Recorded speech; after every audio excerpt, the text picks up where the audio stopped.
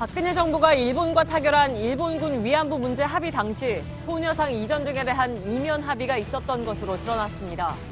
당시 우리 정부는 일본의 요구를 사실상 전부 받아들인 것으로 나타났습니다. 고노다로 일본 외무상은 담화를 통해 한일 위안부 합의를 바꾸려 한다면 한일 관계가 관리할 수 없게 될 거라고 강력 반발했습니다. 한일 위안부 합의는 외교부가 아닌 이병기 당시 국정원장이 일본 측과의 밀실 합의를 통해 이루어진 사실도 새롭게 드러났습니다. 여기엔 2015년 안에 합의를 끝내려는 박근혜 전 대통령의 의지가 작용한 것으로 조사됐습니다. 2012년 총선을 앞두고 김관진 당시 국방장관이 총선 개입 정황이 뚜렷한 작전 지침을 결재한 사실이 JTBC 취재 결과 드러났습니다. 김 전 장관에 대한 석방 결정이 적절했는지 다시 논란일 것으로 보입니다.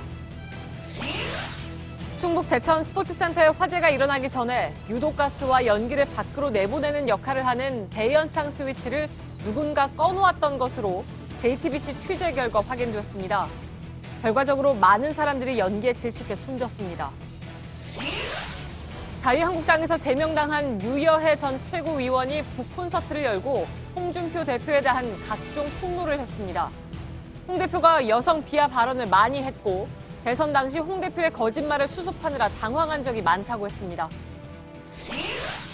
박근혜 전 대통령과 최순실 씨에게 뇌물을 준 혐의 등으로 1심에서 징역 5년을 선고받은 이재용 삼성전자 부회장에 대한 항소심 결심 재판에서 특검이 1심과 같이 징역 12년을 부형했습니다. 조윤선 전 청와대 정무수석과 우병우 전 민정수석이 구속과 석방 여부를 놓고 검찰과 법정 다툼을 벌였습니다. 조 전 수석은 국정원 특수활동비를 상납받은 혐의로 다시 구속될 위기에 처했습니다. 연말 밤이면 길거리는 단거리 택시 승차검으로 몸살을 앓는데요. 다양한 승차 어플리케이션이 이 문제를 해결하겠다고 나섰지만 넘어야 할 선이 많습니다. 그 현장을 밀착 카메라에서 다녀왔습니다. 기름 없이 달리는 일상으로 내일을 바꾸는 현대수소 전기차. 시청자 여러분, JTBC 뉴스룸을 시작하겠습니다. 2년 전에 발표된 한일 정부의 위안부 문제 합의 과정에 대한 조사 결과가 오늘 공개되었습니다. 당시에 박근혜 정부는 24년 만에 위안부 문제를 매듭지었다면서 큰 의미를 부여했습니다. 그러나 아무런 사회적 합의도 없는 가운데 10억 엔을 받고 위안부 문제를 더 이상 거론하지 않겠다고 일본에 약속해 준 것을 두고 논란이 끊이지 않았습니다. 조사 결과 당시 박근혜 정부는 소녀상 문제 등 일본의 요구를 사실상 100% 수용한 것으로 드러났습니다. 무엇보다도 합의는 되돌릴 수 없는 것이다 라는 뜻의 불가역이라는 단어 역시 이면 합의를 통해서 이루어진 것으로 나타났습니다. 일본 정부는 오늘 발표에 대해서 강하게 반발하면서 한일 관계 관리가 불가능해질 수 있다고 사실상의 협박성 발언을 내놨습니다. 먼저 이면 합의 내용을 하나씩 짚어드리겠습니다. 박현주 기자가 나와 있습니다. 자, 박 기자, 우선 지난 2015년에는 공개되지 않았던 비공개 합의가 있었다는 것이 2년 만에 처음 드러난 거죠. 예, TF는 당초 공개된 합의문 외에 우리 정부에게 일방적으로 부담이 될 수 있을 만한 내용들이 비공개로 포함이 되어 있었다, 이렇게 설명을 했습니다. 예. 그 발표 내용을 한번 직접 들어보시죠.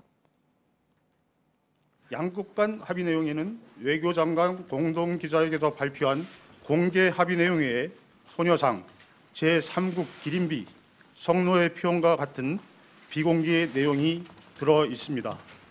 예, 사실 소녀상 이전 같은 경우에는 실제로 일본이 합의 발표 직후부터 계속해서 이전될 것이다라고 주장을 했기 때문에 이거 뭐 이면 합의가 있었던 것이 아니냐 하는 얘기가 있긴 있었습니다, 그때도. 그렇습니다. 당시 기시다 후미오 일본 외무상은 소녀상이 적절히 이전되는 것으로 안다라고 말을 했습니다. 예. 하지만 이 같은 내용은 당시 공개됐던 합의문에는 나와 있지 않는 내용인데요. 직접 한번 보시면요. 한국은 일본의 우려를 인지하고 또 그렇기 때문에 관련 단체들과의 협의를 통해서 적절하게 해결되도록 노력한다라는 내용만 나와 있습니다. 예. 그러니까 일본 정부가 그 같은 주장을 할 만한 약속을 사실상 해준 셈이라는 분석입니다. 예. 이렇게 계속 이제 그쪽에서 딴소리가 나오니까 그래서 이제 이면 합의가 있었던 것이 아니냐 하는 얘기가 계속 돌았는데 정부에서는 그걸 부인하지 않았습니까, 그 당시에? 네, 당시 윤병세 외교부 장관은 이 같은 의혹을 부인했습니다. 이 부분도 직접 들어보시죠. 예. 발표된 합의 외에 비공개된 합의문이 있습니까?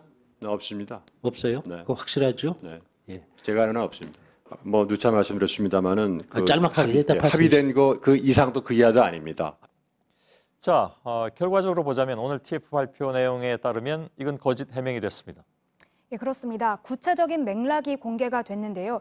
일본 측이 우리에게 소녀상 이전을 어떻게 할 것인지 그 구체적인 계획을 알고 싶다라고 묻자 우리가 일본의 우려를 인지하고 있고 또 그에 따라서 협의를 통해서 적절하게 해결하도록 노력하겠다 이런 답을 해줬던 겁니다. 예. 관련 단체하고 협의를 통해서 적절하게 해결하겠다. 이건 뭐 누가 봐도 일본의 입장에서는 협조하겠다 이렇게밖에 안 들리는 그런 상황이군요. 그러니까 일본의 요구를 사실상 받아들여서 졸속으로 합의를 한 뒤에 비공개로 묶어버렸다. 이렇게 볼 수 있는 대목인데 이런 식으로 사실상의 비밀 약속을 해준 것이 이거 말고도 또 있죠. 예, 이외에도 정대협 등 위안부 관련 단체를 설득해달라고 일본 정부가 요구를 하자 우리 정부는 이 같은 단체들이 이견을 표명하는 경우에는 우리가 설득하도록 노력하겠다라는 답을 해주고요. 또 제3국에 위안부 관련 기린비를 설치하는 문제와 관련해서도 일본 정부가 적절하지 않다라는 지적을 하자 우리도 지원하지 않겠다라는 약속을 해주기도 합니다. 예. 또 성노예라는 표현도 일본이 굉장히 껄끄럽게 여기는 표현입니다. 여기에 대해서도 우리가 입장을 줬죠. 예, 사실 성노예라는 표현은 우리 정부가 먼저 사용을 한 것이 아니라 외신들이 주로 사용하면서 알려지기 시작을 했는데요. 그렇습니다. 예, 위안부라는 표현보다 성노예라는 표현을 통해서 이 문제의 심각성을 더 부각을 한 겁니다. 하지만 일본 정부 측에서 이 표현을 더 이상 사용하지 않기를 희망한다라고 말을 하자 우리 정부도 이 문제를 표현할 만한 공식 명칭은 일본군 위안부 피해자 문제뿐임을 재차 확인한다라는 답을 해주기도 했습니다. 예. 이런 식의 합의가 나중에 문제 소지가 될 수 있다는 것을 당시 정부가 정상적이라면 모르진 않았을 텐데 어땠습니까 그때? 예, 실제 당시 외교부도요 내부 검토 회의를 통해서 이 같은 비공개 합의 내용이 부작용의 소지가 있다라고 보고 수정 혹은 삭제를 해야 한다는 의견을 내기도 했습니다. 예. 하지만 이 같은 지적들이 받아들여지지는 않았고 결국 그 비공개 합의가 그대로 체결이 됐습니다. 예. 그건 청와대가 이제 회담을 주도했기 때문으로 봐야 되겠군요. 예, 그렇습니다. 외교부의 의견은 언제까지나 그 실무선의 의견이었고 실제로는 청와대의 결정에 따라서 모든 것이 좌우됐다 이렇게 볼 수 있습니다. 예. 가장 논란이 됐던 것 그 당시에 뭐 여러 가지가 있었습니다만 10억엔은 대체 왜 받았느냐? 그러니까 그 정도 돈으로 해결된 문제가 아니지 않느냐? 이 부분이었는데 이건 이번 조사에서 어떻게 나왔습니까? 예, 말씀하신 대로 그 일본 정부가 출연한 10억엔 이것도 이번 TF의 조사 대상이었는데요. 예. 명확한 객관적 기준에 따르지 않은 것으로 확인이 됐습니다. 실제로 법적 책임을 묻지 않기로 하면서 실제 피해에 대한 법적 산정이 아닌 그저 주먹 구구식의 논의만 이뤄졌던 건데요. 특히 피해 할머니들에 대한 의견 수렴은 전혀 없이 이 금액이 책정이 된 것으로 이번에 확인이 됐습니다. 예, 박현주 기자였습니다. 그렇다면 이런 결과가 나오게 된 배경에는 무엇이 있는가? 당시 박근혜 전 대통령은 2015년 안에 협의를 끝내길 원했고 이 때문에 일본의 무리한 요구를 그대로 수용할 수밖에 없었다는 것입니다. 문제의 불가역적이란 표현도 그래서 들어가는 것으로 나타났습니다. 유선의 기자의 보도입니다. 한일 정부는 2014년 4월 양국 외교부의 국장급 협의를 시작했습니다. 하지만 협의는 빠르게 진행되지 않았고 양국 정상은 2015년 2월 고위급 비공개 협의를 시작했습니다. 한국은 이병기 국정원장, 일본은 야치 쇼타로 국가안전보장회의 사무국장을 대표로 내세웠습니다. 주무부처인 외교부는 이 밀실 합의에 참여조차 하지 못했습니다. 위안부 합의는 고위급 비공개 협의에서 주로 이루어졌고 국장급 협의는 조연에 불과했습니다. 밀실에선 2달 만에 사실상 합의가 타결됐습니다. 이 과정에서 문제의 불가역적이란 표현은 당초 우리 측 요구와 전혀 다르게 쓰였습니다. 외교부는 일본에 불가역적인 사죄, 즉 되돌릴 수 없는 사죄를 요구했습니다. 하지만 밀실에선 일본이 요구한 대로 불가역적인 해결로 둔갑했습니다. 이번 합의를 통해 모든 게 해결됐으니 다시는 문제 삼지 말라는 뜻입니다. 외교부가 반대했지만 청와대는 받아들이지 않았습니다. 청와대는 국제사회에서 위안부 발언을 하지 말라고 외교부에 지시하기도 했습니다. 일본은 위안부 문제 협의 중 군함도 유네스코 등재를 시도하는 등 뻔뻔한 모습을 보였지만 박 전 대통령은 연내 타결을 압박했고 결국 우리가 끌려다니게 된 겁니다. 윤병세 전 외교부 장관은 조사 결과 발표 후 피해 할머니들이 고령이라 합의가 시급했고 피해자 대다수가 화해치유재단 사업을 수용했다고 주장했습니다.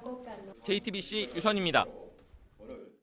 오늘 TF의 결과 발표에 대해서 일본 정부는 이례적으로 외무장관의 담화를 발표했습니다. 일본 정부는 위안부 합의를 변경하려고 하면 한일 관계는 관리가 불가능해질 것이라고 경고하고 나섰습니다. 윤서령 도쿄특파원입니다. 일본 정부 반응은 TF 결과 발표 뒤 2시간 만에 나왔습니다.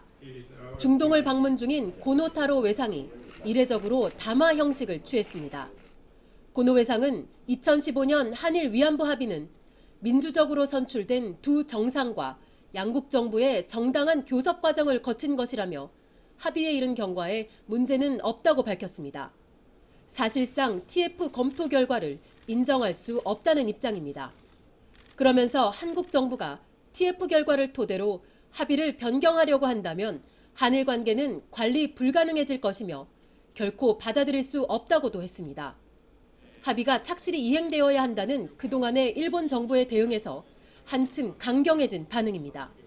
日韓合意を履行していく上で、これがそれを難しくするような内容が含まれているとすればですね、これは我が国として受け入れられないと。 TF 결과 이후 우리 정부가 취할 조치를 고려해 합의 이행을 압박하는 수순으로 풀이됩니다. 일본 정부는 또 위안부 합의로 인해 이 문제가 최종적, 불가역적으로 해결된 것이라는 입장을 반복했습니다. 도쿄에서 JTBC 윤서령입니다. 일본 정부의 이런 반응은 한국 정부의 합의 철회를 어떻게든 막겠다는 것으로 보입니다. 따라서 이제 관심은 정부가 위안부 합의를 계속 유지할지 아니면 철회하고 사실상 재협상에 나설지 여부입니다. 청와대 취재기자를 연결하겠습니다. 고석승 기자, 외교부 TF의 발표와 관련해서 청와대의 입장이 나온 게 있습니까? 네, 청와대 공식 입장은 아직 나오지 않았습니다. 청와대 관계자는 이 공식 입장을 내기까지 시간이 더 필요하다면서 논의를 충분히 한 후에 입장을 내겠다고 밝혔습니다. 임종석 비서실장 주재로 오늘 이 비서진들이 회의를 했는데 시간을 더 갖고 논의를 충분히 할 문제다, 이런 입장을 정했다고 이 관계자는 설명했습니다. 예, 그러면 언제쯤 입장이 나올 것 같습니까? 네, 청와대와 정부는 시간을 일부러 오래 끌지는 않겠다는 입장입니다. 청와대 고위 관계자와 통화를 했는데 시간을 2, 3개월씩 끌고 갈 수는 없지 않겠냐면서 어떤 방향으로건 후속 조치를 미룰 수는 없다는 입장을 내놨습니다. 문 대통령은 지난 8월 취임 100일 기자회견에서도 TF 결과가 나오는 대로 그에 대한 방침을 정하겠다고 밝힌 바 있어서 그리 오랜 시간이 걸리지는 않을 것이란 전망입니다. 예. 자, 이런 결과가 나왔는데 아무 일 없다시 그냥 갈 수 있느냐, 이런 얘기가 나옵니다. 다시 말해서 결국 재협상 쪽으로 가는 것이 아니냐 하는 분석인데 어떻게 봐야 될까요?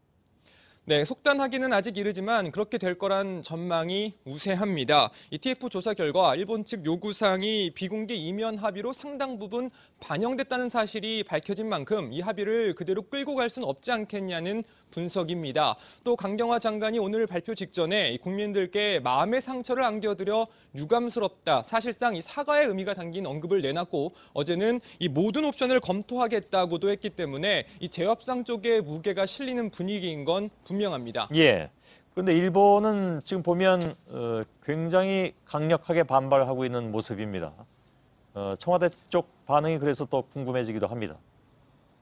네, 오늘 이 TF는 위안부 합의가 법적 구속력을 가진 이 조약이 아니라는 점을 강조했습니다. 사실상 수정이나 재협상의 여지를 열어놓은 셈입니다.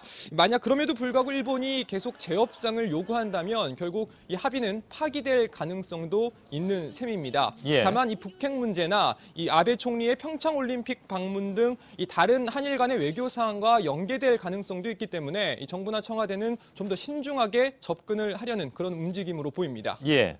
한 가지만 더 질문하죠. 지금 얘기한 것처럼 북핵 문제라든가 아니면 평창올림픽 문제라든가 이런 것을 청와대나 정부가 염두에 두지 않았을 리가 없는데 이런 결과를 지금 발표했단 말이죠. 그러면 그거 다 감안하고 한 것이 아니냐 하는 질문이 나올 수도 있습니다. 어떻게 얘기를 할까요?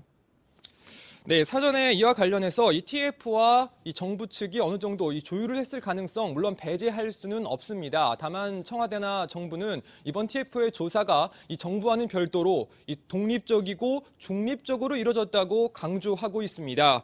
그러니까 이번 발표의 내용과 시기에 대해서 정부는 전혀 알지 못했다는 겁니다. 예. 알겠습니다. 일단 거기까지 듣고 좀 더 확인은 저희가 오태규 위원장을 통해서 하도록 하겠습니다. 고석승 기자였습니다. 오늘 조사 결과를 발표한 한일 위안부 합의 검토 태스크포스의 오태규 위원장이 직접 스튜디오에 지금 나와 계십니다. 어서 오십시오. 네, 네. 예. 방금 고석승 기자한테 질문했던 것으로 이어가겠습니다. 네네. 혹시 사전에 이것을 발표하면서 외교부 그리고 또 청와대 어느 쪽하고도 조율하신 바는 없습니까? 그러니까 발표 시점 같은 것을? 시점이요. 예. 시점은 저희들이 원래 TF를 출범할 당시에 연내에 발표를 목표로 한다 이렇게 밝힌 바가 있습니다. 아, 그렇군요. 예. 연내니까요, 지금. 네, 네. 예, 알겠습니다. 그래서 아무튼 뭐 청와대 쪽 반응은 나중에 점차 더 나올 테니까 그건 지켜봐야 될 것 같고 오늘 발표하신 내용 가운데 이른바 이제 불가역적 해결이라는 표현 그때 제일 크게 문제가 됐던 네네. 것이기도 합니다. 일본 쪽에서 그걸 끝까지 붙잡고 있는 상황이기도 했고 네. 그래서 이 표현은 근데 우리가 먼저 우리 정부 쪽에서 먼저 제안을 했는데 성격이 변질됐다는 얘기가 나왔습니다. 어떤 얘기입니까? 네, 원래 저희들은 이제 일본 쪽의 사죄를 받기 위해서 사죄를 받는데 계속 일본 쪽이 사죄를 하고 나서 번복한다 이런 것들이 이제 위안부 관련 단체든가 이런 데서 계속 문제가 제기되어 왔습니다. 예. 그래서 그걸 참고로 했다고 보이는데요. 그래서 사죄를 불가역적으로 좀 받겠다. 그래서 일본의 내각의 결정을 받는 사죄를 받아내는 걸 목표로 하고 요청을 했습니다. 예. 그런데 결국은 마지막에는 해결의 불가역이 되어버렸죠. 예. 그 이제 쉽게 말하면 사죄해놓고 나중에 딴소리 하지 말라라고 네. 이쪽에서 얘기를 했는데 네. 결과는 자 이제 이렇게 했으니까 이 얘기는 다시 거론하지 말자라는 쪽으로 불가역이 쓰여버렸다 이런 얘기잖아요. 네, 저는 그렇게 알고 있습니다. 예. 전혀 엉뚱한 방향으로 이제 흘러갔다 이런 얘기로도 들리는데 아무튼 알겠습니다. 오늘 발표 때도 강조를 하셨지만 일본은 법적 책임이란 용어 대신 그냥 책임이란 표현을 썼습니다. 네. 그것도 이제 일본 정부 요구를 그대로 들어준 것이라고요. 그런데 그 부분은 이제까지 일본은 인도적 책임이라는 말을 써왔습니다. 예, 예. 네. 근데 인도적도 빼고 그냥 이제 책임이라는 말을 이제 우리는 인도적이 뺐으니까 책임이라는 말은 조금 더 이전보다 나아졌다 이렇게 그 예. 교섭을 했던 분들은 설명하고 있는 거죠. 근데 그건 뭐 받아들이기에 따라서는 네. 뭐 이연령 비연령 같은 용도 네. 책임이라는 말만 딱 써버리면 네. 그렇게 해석될 수도 있는 그런 문제인 것 같군요. 아무튼 그 비공개로 일본이 요구하는 부분들을 모두 수용한 배경은 뭐라고 판단하셨습니까? 그러니까 비공개 이제 이 합의의 전체의 구조를 보면요, 우리가 일본의 책임, 사죄, 보상 이 세 가지가 우리가 핵심적으로 받아내려고 하는 3대 핵심 사항이지 않습니까? 예. 근데 일본 쪽은 소녀상 이전 문제, 그다음에 불가역 최종적 해결, 그다음에 국제사회에서 상호 비판 자제 이것을 똑같은 우리 3점 세 개의 어떤 핵심 현안과 비슷한 무게로 그걸 받아달라고 한 예. 거죠. 거기에 더해서 이제 비공개로 세 가지를 더 요구를 한 것이고요. 예. 정부 쪽에서는 아마 그 당시에 그런 부분들이 공개로 될 경우에는 우리 쪽에 상당히 부담이 되니까 예. 비공개로 그걸 갖다 수용한 걸로 저희들은 이해하고 있습니다. 예. 여기도 이제 국정원이 등장을 합니다. 이병기 당시 국정원장이 협상을 주도했다고 하니까 뭐 아무튼 요즘 흔히 하는 말로 국정원이 정말 열일을 한 것 같습니다. 여기저기 다 지금 개입이 되어 있으니까. 그런데 왜 그러면 국정원장이 나섰느냐 하는 문제가 남습니다. 아마 그 배경은 국정원장이 그 전 주일대사 출신이기 때문에 그렇지 않았을까 저희들은 예. 짐작을 하고 있었고요. 주일대사 하다가 국정원장으로 네, 갔죠. 그렇죠. 예. 네. 그래서 일본을 좀 이해하는 사람이다 이렇게 고위 그 비공식 고위급 회담을 예. 하는데 저쪽에서도 안보 관련 고위 관계자가 나오니까 이쪽에서도 안보 관련 고위 관계를 찾다 보니까 주일대사 출신의 이병기 당시 국정원장을 나섰다 이렇게 하는 거는 뭐 그렇게 무리가 있는 해석은 아닌 것 같습니다. 예, 그럼 국정원장을 그만두고 바로 청와대 비서실장으로 갔단 말이죠. 청와대 비서실장으로 가서도 회담을 주도했잖아요. 네네. 그건 다시 말하면 박근혜 전 대통령의 의중이 그만큼 결정적으로 작용을 했다? 이렇게 봐야 될까요? 그거는 뭐 대통령 원래 그 국정원장 시절에 대표로 나갈 때부터 대통령의 지시로 대표가 됐으니까 예. 당연히 쭉 대통령 의중이 반영됐다고 봐도 될 것입니다. 예. 그러면 박근혜 전 대통령은 왜 그 당시에 연내 타결, 그러니까 2015년 내로 타결해야 되겠다고 이렇게 서둘렀을까요? 글쎄 그 부분은 제가 보면은 박근혜 대통령은 처음에 계속 그 의안부 문제가 해결되지 않으면은 정상회담도 할 수 없다. 그다음에 한일 관계 전반을 의안부 문제에 이렇게 꽁꽁 묶어갖고 있었습니다. 그런데 국제 정세로 보면은 우리가 그 일본하고 사이좋게 지나지 않으면 안 되겠다라는 어떤 그런 안팎의 예. 상당한 압력이 있었다고 보이고요. 그러다 보니까 빨리 해결하겠다는 마음이 있었고 예. 그 계기를 한일 협정 50주년 기념 1965년에 했으니까. 예. 그 해에 잡았던 걸로 저희들은 이해하고 있습니다. 근데 그게 50주년이라는 것이 과연 어떤 큰 의미를 주는 것인지 이런 상황에서 예, 글쎄 말입니다. 그것 때문에 모든 것을 이렇게 무시하고 이런 일이 밀어붙여질 수 있었던가 하는 것은 상식적으로는 좀 여전히 이해가 가지 않습니다. 윤병세 그 외교장관이 조금 전에 입장을 냈습니다. 합의의 본질적인 핵심적인 부분보다 감성적 요소에 중점을 둬서 균형 있는 평가를 못했다라고 했습니다. 네. 책임자였던 오 위원장께서는 뭐라고 반론하시겠습니까? 제가 볼 때는 그거는 관점의 차이, 해석의 차이가 있는 것 같은데요. 예. 저희들이 TF 작업을 한 결과는 일본 쪽은 그 소녀상 문제라든가 해외에서의 어떤 상호 비판 자제 예. 이런 부분이 우리의 어떤 일본의 정부의 책임 사죄 보상과 같은 비중으로 핵심적인 요구 사항이라고 말하고 있습니다. 예. 그렇기 때문에 그것이 하나가 핵심이고 하나가 부수가 아니고 어떻게 보면 두 개 다 핵심이었던 거죠. 예. 그런 식으로 하니까 결국 이것을 막교하는 형태로 합의가 안 되면은 합의가 아마 안 됐을 겁니다. 예. 예. 그렇게 협상이 진행됐습니다. 예. 마지막으로 짧게 한 가지만 좀 질문드리겠습니다.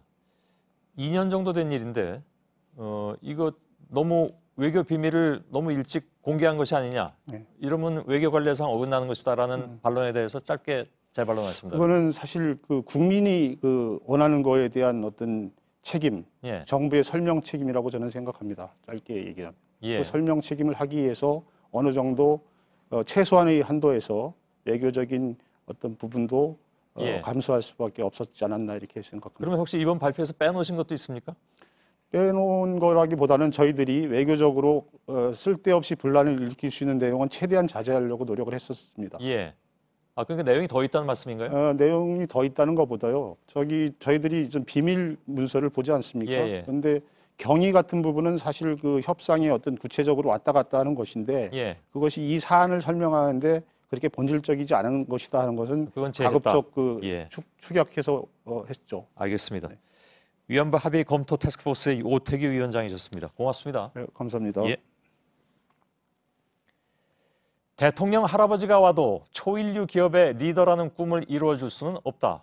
이재용 삼성전자 부회장이 항소심 구형 공판에서 박근혜 전 대통령 측에 뇌물을 주지 않았다면서 이렇게 항변했습니다. 그러나 박영수 특별검사는 이번 사건을 재벌과 권력 간의 검은 거래라고 규정하면서 이 부회장에게 1심 때와 같이 징역 12년을 구형했습니다.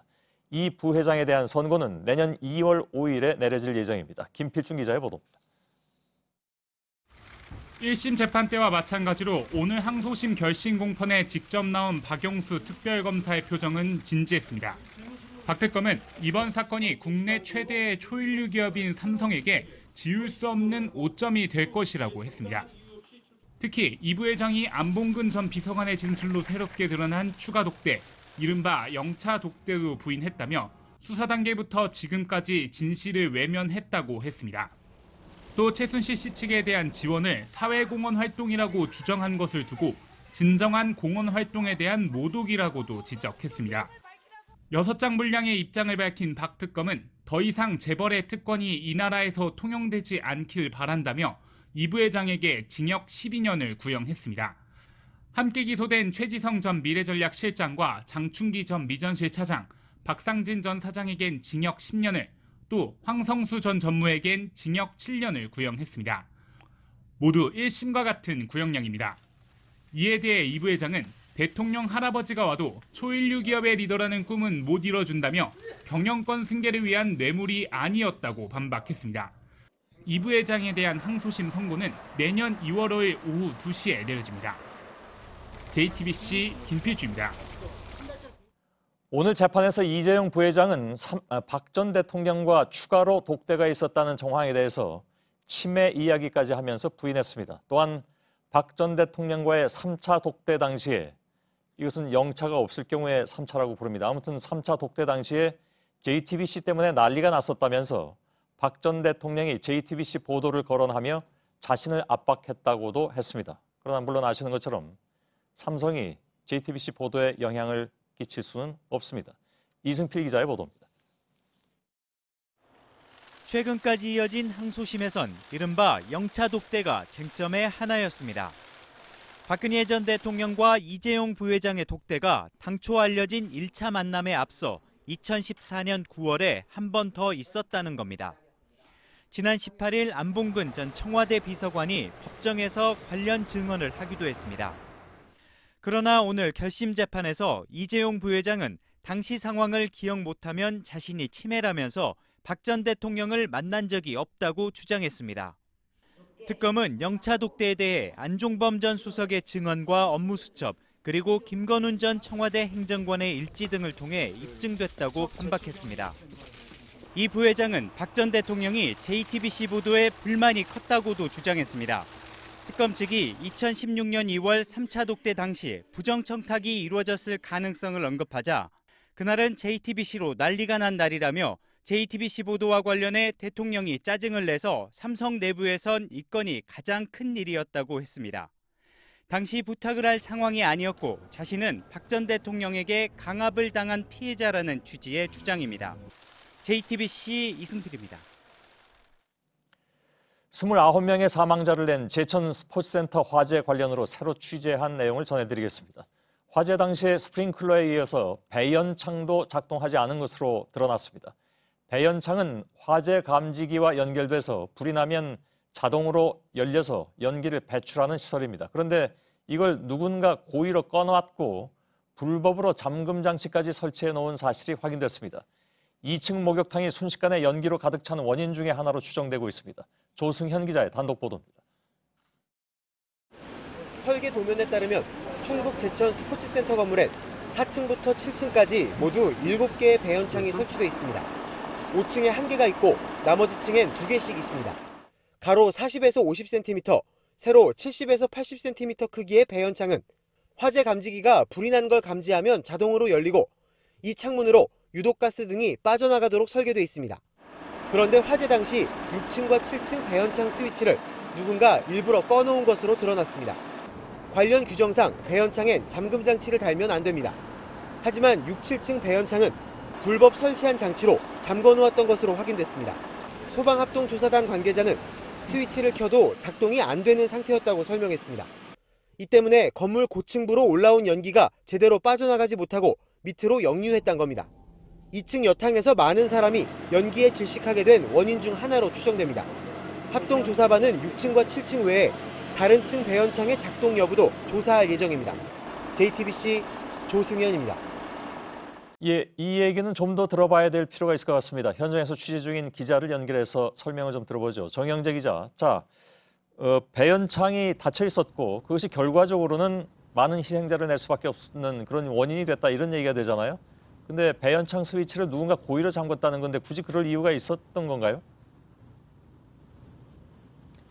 네, 저는 지금 배연창이 보이는 앞 건물 옥상에 나와 있습니다. 지금 제 뒤로 보이는 저 창문이 잠겨 있던 것으로 확인된 6층 배연창입니다. 배연창은 일반 창과는 별도로 설치되어 있는데 평소에는 내부 온도 유지나 외부 침입을 막기 위해서 닫혀 있습니다. 다만 화재가 났을 경우에는 사람이 직접 창문을 열 경황이 없기 때문에 자동으로 열리도록 설계되어 있는 겁니다. 합동조사단의 최종 조사 결과가 나와봐야 정확한 이유를 알 수 있겠지만 현재로서는 오작동 방지 등을 위해서 건물 관계자가 일부러 잠궈놨을 가능성이 커 보입니다. 예. 그러니까 저게 열려 있었다면 2층에 그렇게 많은 연기가 차진 않았을 것이다 이런 얘기인데 연관이 있다고 볼 수 있는 그런 내용이죠? 네, 그렇습니다. 합동조사단 관계자도 배연창이 열리지 않아 유독가스 등 연기가 위로 올라갔다가 그대로 다시 않았을 것을 보고 있습니다. 그래서 유독가스들이 두세 번 마시게 된 것으로 보인다고 말했습니다. 특히 출구는 막히고 화물 엘리베이터가 굴뚝 역할을 한 2층 여탕에서 피해가 집중된 이유 중 하나로 추정됩니다. 예. 자, 불이 3시 53분쯤에 났지만 8시가 넘어서까지 희생자들이 유족들과 통화한 기록이 있다는 주장이 나왔습니다. 유족들은 어떻게 대응하고 있습니까? 네, 먼저 화재 당일 오후 8시 1분쯤에 희생자 안익현 씨의 여동생이 안 씨와 20초가량 통화를 했다는 주장이 나왔습니다. 안 씨의 시신은 건물 6층과 7층 사이에서 발견됐는데 핸드폰은 남자 목욕탕이 있던 3층에서 발견됐습니다. 경찰은 유족들의 동의를 얻어서 안 씨의 휴대폰을 국립과학수사연구원에 감식을 맡긴 상태입니다. 또 통화가 되진 않았지만 전화를 강제로 종료한 기록도 있었습니다. 2층 목욕탕에서 발견된 희생자 중 한 명인데 복원된 통화 기록에 60여 건의 부재중 통화가 이어졌고 오후 8시 58분에 마지막으로 통화를 거절한 것으로 나타나고 있습니다. 유족대책본부는 휴대폰을 복원해 분석한 뒤 진상규명을 위한 자료로 제공하겠다고 밝혔습니다. 또 불이 처음 난 시간이 알려진 것보다 30분 전인 오후 3시 25분이라는 의혹도 제기됐습니다. 건물 관계자가 곧바로 신고하지 않고 직접 끓여다 화를 키웠다는 주장입니다. 유족 측은 변호사를 선임해 이 같은 의혹에 대해 법적으로 대응하겠다고 밝혔습니다. 예. 그리고 조금 전 법원이 건물주에 대한 구속영장은 발부한 반면 건물 관리인에 대한 영장은 기각한 것으로 전해졌습니다. 예, 현장에서 정영재 기자가 전해드렸습니다. 정부가 운영하는 TV 방송에서 충북 제천 화재 참사를 홈쇼핑 형식으로 다뤄서 논란이 됐습니다. 문재인 대통령의 현장 방문 영상을 보여주면서 인이 특별전이란 제목도 달았습니다. KTV 측은 즉각 사과했습니다. 권근영 기자입니다. 홈쇼핑 형식의 TV 프로그램에 난데없이 제천 화재 참사 화면이 나옵니다. 문화체육관광부 산하기관인 한국정책방송원 KTV에서 방송한 정책 홈쇼핑 K입니다. 문재인 대통령의 현장 방문을 소개한 화면 왼쪽엔 인이 특별전이란 제목이 붙었습니다. 홈쇼핑에서 상품의 특징을 소개하듯 제천 주민 생업 포기, 한이 남지 않게 사고조사 철저 지시 같은 문구를 나열했습니다. 출연자들은 대통령이 돌아오는 길에 눈물을 흘렸다는 설명도 덧붙였습니다. 해당 프로그램은 생방송 홈쇼핑 형식으로 정부 정책을 알기 쉽게 전달하는 게 목적입니다. 하지만 29명의 희생자가 나온 화재 사고를 부적절하게 다뤘다는 비판이 나옵니다. KTV는 제작진의 잘못을 인정하고 유가족과 시청자들에게 사과했습니다. 그러면서 해당 코너를 폐지하고 담당자에게 엄중한 책임을 묻겠다고 밝혔습니다. JTBC 권근영입니다. 애견 카페 등에서 업무 추진비를 사적으로 사용했다는 의혹을 받고 있는 KBS 강규형 이사에 대한 해임 건의안이 조금 전에 통과됐습니다. 이렇게 되면 KBS 이사진 구성이 재편되면서 노조 측으로부터 퇴진 요구를 받고 있는 고대영 사장의 거취가 주목되는 상황입니다. 보도국 취재기자를 잠깐만 좀 연결하겠습니다. 서효정 기자, 방송통신위원회가 강규형 이사의 해임 건의안을 통과시킨 이유, 조금 아까 얘기한 그거 또 있습니까? 예, 방금 얘기하신 그 감사원에서 강 이사의 업무 추진비 부당 사용 내역을 방통위에 제출함에 따른 건데요. 방통위는 오늘 오후 비공개 전체 회의를 열고 1시간 정도 회의를 진행한 끝에 KBS 강규형 이사의 해임 건의를 결정했습니다. 결정에 앞서 오늘 오전엔 강 이사의 소명을 듣는 시간이 있었는데 해임이 부당하다고 주장한 것으로 전해졌습니다. 당초 강 이사의 임기는 내년 8월까지였습니다. 하지만 감사원이 지난 10월부터 11월까지 KBS 이사진의 업무 추진비 집행 내역을 감사해 방통위에 제출했습니다. 이 내역엔 강규형 이사가 업무 추진비로 애견 카페를 이용하는 등 모두 327만 3천 원을 부당 사용했고 1,381만 8천 원을 사적으로 사용한 것으로 의심된다는 그런 내용들이 담겨 있었습니다. 예. 방통위는 감사 결과를 바탕으로 사적인 사용 규모가 큰 강 이사에 대해 품위를 훼손했다고 판단해 해임을 건의하기로 의결했습니다. 해임 건의안이 인사혁신처로 넘어가게 되면 대통령이 최종 결정하게 됩니다. 예. 자, KBS 파업이라든가 사장 거취 문제 영향이 당연히 있겠죠. 네, 그렇습니다. 강이사 해임이 최종 확정되고 나서 여권에서 추천하는 보궐이사가 새로 선임되면 KBS 이사회 구성이 바뀌게 되는데요. 현재 여권 추천 5명, 야권 추천 6명에서 여권 6명, 야권 5명으로 재편됩니다. 이렇게 여야 구도가 바뀌게 되면 이사진이 고대영 KBS 사장의 해임 절차에 돌입할 가능성도 커집니다. 현재 언론노조 KBS 본부가 경영진 퇴진을 요구하면서 파업 중인데요. 사장의 해임이 빨리 이루어지게 되면 파업 종료 시기도 빨라질 것으로 보입니다. 예. 노조는 보궐이사가 임기를 시작하는 즉시 고대영 사장 해임 절차에 착수해야 한다 이렇게 얘기를 하면서 이인호 이사장에 대해서도 퇴진하지 않으면 불신임한 처리를 해야 한다는 성명을 발표했습니다. 예, 서효정 기자였습니다. 네, 한 사람의 전임 최고위원이 제1야당을 연일 뒤흔들고 있습니다. 어제 자유한국당에서 제명된 류여해 전 최고위원입니다. 오늘 북콘서트를 열고 홍준표 대표에 대한 폭로성 발언을 쏟아냈습니다. 여성 비하가 잦았고 당무감사에서 뒷거래 의혹도 있었다고 주장했습니다. 이서준 기자입니다. 2시간여에 걸친 류여해 전 최고위원의 북콘서트는 대부분 홍준표 대표에 대한 공격으로 채워졌습니다. 지난 전당대회 때 출마를 막았다는 주장으로 시작해 홍 대표가 보낸 사람이다. 전직 국정원 직원이래요. 나가면 안 될 것 같다고. 나가면 안 될 것 같다고요? 홍한테 피해 간다고. 홍 대표의 여성 비하 발언과 대선 때 언행도 문제 삼았습니다. 근데 여자 비하 발언은 사실 여러 번 많이 하셨고 대선 때 발언을 하시면 팩트체크해서 가짜로 밝혀진 적이 많았죠. 또 최근 당무감사에서 뒷거래가 있었다는 의혹도 제기했습니다. 탈락 점수를 받은 당협위원장이 홍 대표의 약점을 잡아 살아났다는 겁니다. 이번 당무감사에 나는 이 카드가 있다라고 얘기를 했어요. 뒤로 딜을 하거나. 그런데요. 그분이 살아났어요. 류 전 최고위원의 제명 이유도 막말에 의한 당 명예 실추입니다. 하지만 스스로는 포항 지진은 하늘의 경고라는 말을 포함해 논란이 된 발언들이 왜 문제인지 이해할 수 없다고 주장했습니다. 지금도 이해가 안 가요. 뭘 잘못한 건지. JTBC 이서준입니다. 네, 자유한국당은 류 전 최고위원을 제명함으로써 이미지 쇄신에 나서려 하고 있습니다. 하지만 류 전 최고위원의 폭로성 발언으로 홍 대표의 과거 언행이 다시 부각되는 가운데 오늘도 핵심 당직자가 구설에 올랐습니다. 좀처럼 수습되지 않는 모습입니다. 더욱이 류 전 최고위원은 폭로할 게 또 있다고 공언하고 있습니다. 이희정 기자입니다.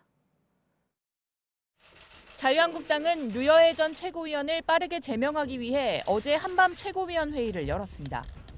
속전속결 제명으로 막말 정당이란 오명을 벗어나겠다는 겁니다.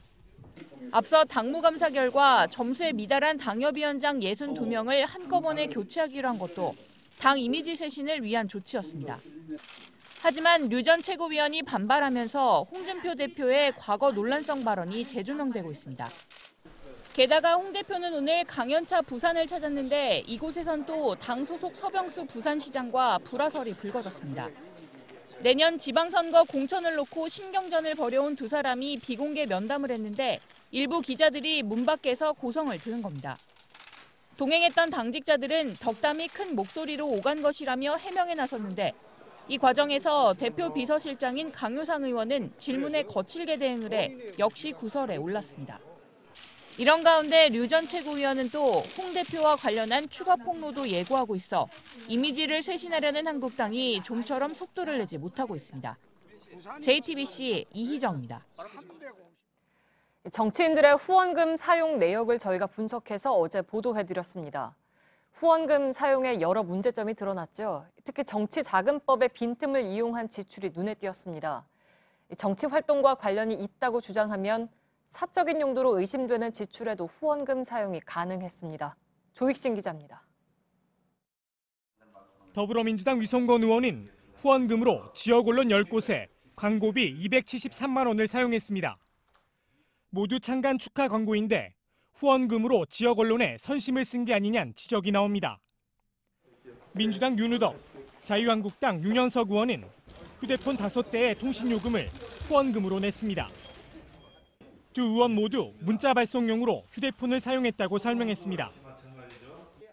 민주당 김진표, 자유한국당 정양석 의원은 후원금으로 외국어 강습을 들었습니다. 원칙적으로 어학 비용의 후원금 사용은 불가능하지만 정치 활동을 위한 거라면 가능하다는 게 선관위의 해석입니다. 김 의원 측은 해외 대학 초청 강연 때문에 수강했다고 밝혔고, 정 의원 측은 상임위가 외교통일 위라 해외 대사를 만날 일이 많다는 해명을 내놨습니다. JTBC 조유신입니다. 네, 어제 보도에서 민중당 김종훈 의원이 후원금으로 변호사 비용 5,500만 원을 냈다고 전해드렸습니다. 확인 결과 액수가 5,500만 원이 아닌 550만 원이기에 바로잡습니다. 시청자 여러분께 사과드립니다. 김 의원 측은 해당 사건에 후원금을 쓴 건 맞지만 검찰에서 증거 불충분으로 무혐의 처리됐다고 알려왔습니다.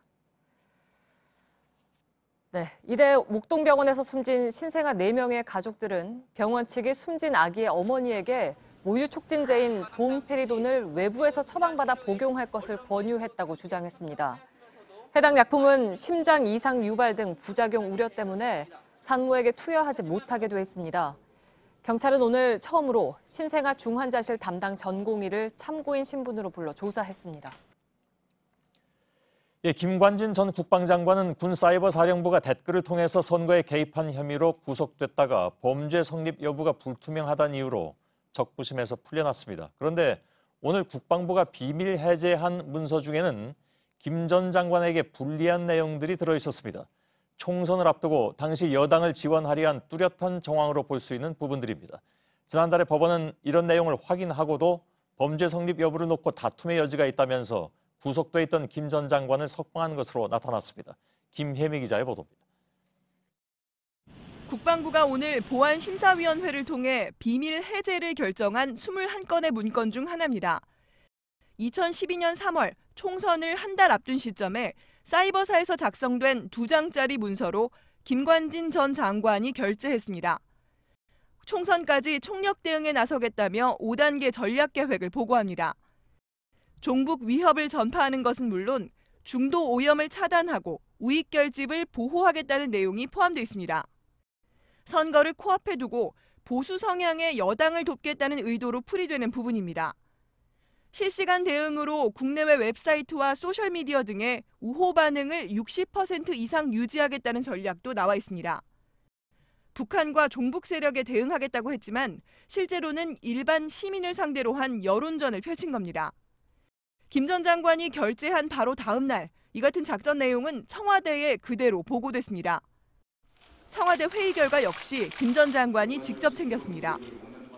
지난 국감에서 확인된 문건을 보면 사이버사는 청와대가 창의적인 대응 계획을 높이 평가했다는 사실을 김 전 장관에게 보고했고 김 전 장관은 이 문건에도 역시 서명했습니다.